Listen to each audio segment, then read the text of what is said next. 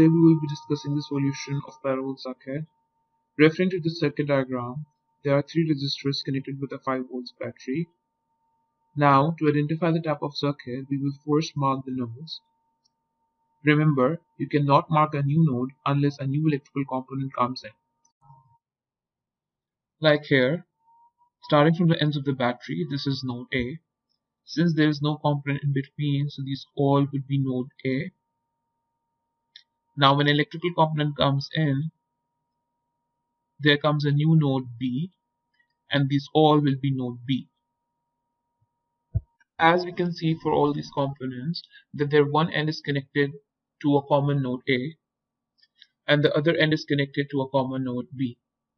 Therefore, we say that all of these components are connected in parallel with each other. So the characteristics of the parallel circuit are, so 1 over RT, which is the total resistance, is equals to 1 over R1 plus 1 over R2 plus 1 over R3. Since this is a parallel circuit, so voltage drop across all the resistors would be same. So V1 is equals to V2 is equals to V3. That would be equals to the total voltage of the network. The total current would be equal to sum of all the currents passing through the resistors. So IT is equals to I1 plus I2 plus I3. Filling the data for this circuit, we have R1 is 3 ohms, R2 is 6 ohms, R3 is 9 ohms, and total voltage is 5 volts. Since this is a parallel circuit, so all the voltages would be same. V1, V2 and V3 would be 5 volts.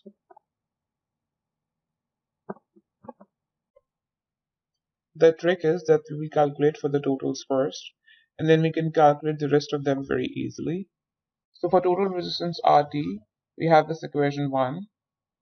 Putting the values in this equation, we have 1 over RT is equals to 1 over 3 plus 1 over 6 plus 1 over 9, which is 1.5 ohms.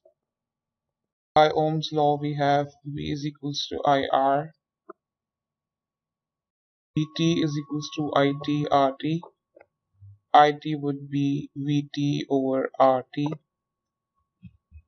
that is 5 over 1.5, which would give you 3.33 amps. Now writing the value of total resistance and total current over here.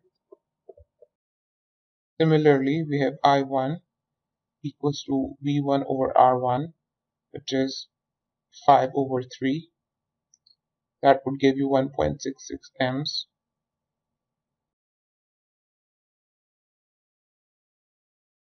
I2 is V2 over R2, which will be 5 over 6, which is 0.833 amps.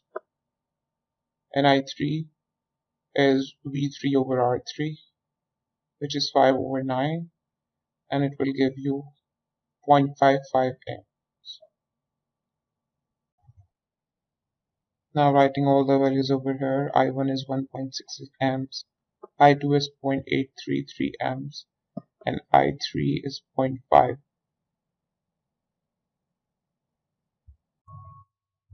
Your parallel circuit has been solved over here. Now we'll move towards the practical applications of the circuit. We can observe that in a parallel circuit, the total resistance of the network has decreased, and it's even lower than the minimum resistance of the network. Here the least value of resistance is 3 ohms, so RT is less than R1, that is 1.5 is less than 3 ohms, right? Therefore, the overall current of the network has increased. So a parallel circuit is used where you want to ensure that all components in the circuit have same voltage, and you want to have uninterrupted supply even when one of the component burns out. In this way, current would continue flowing through the closed paths. A very easy example of parallel circuit is the wiring of your own house. This is it for today, guys. I hope it would be helpful for you. Please let us know in the comment section for other topics you might be interested in. And if you're new here, subscribe to the channel. Hope to see you in the next video.